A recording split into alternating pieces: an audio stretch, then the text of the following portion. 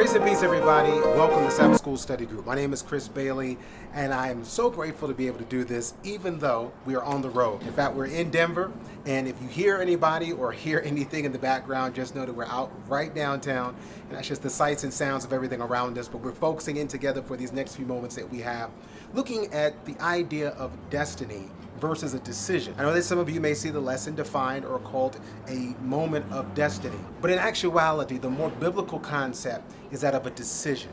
A decision. That choice is on you and it's on me.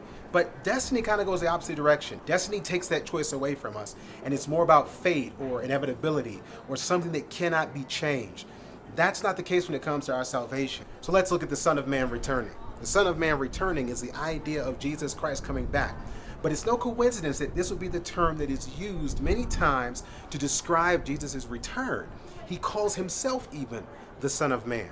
The fact that Jesus calls himself even the Son of Man is indicative not of destiny, but decision.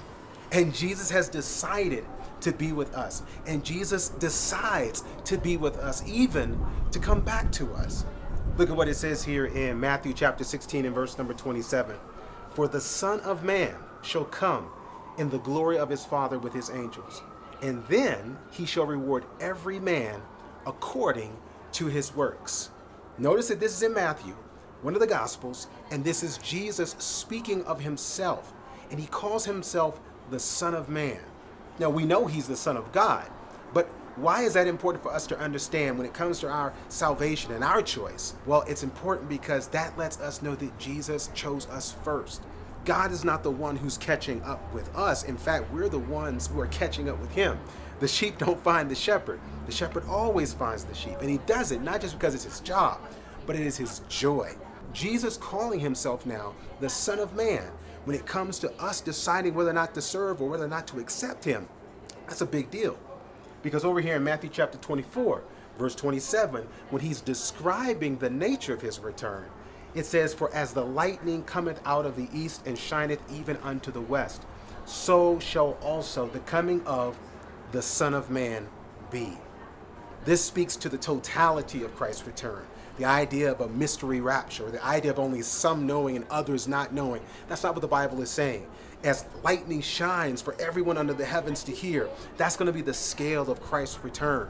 And when he's deciding to describe himself, of all of the names that he could use, he calls himself again the Son of Man.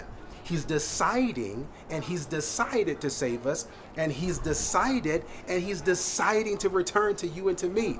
That's why he even connects us to him as the Son, not of God alone, but of the Son of Man, the Son of humanity.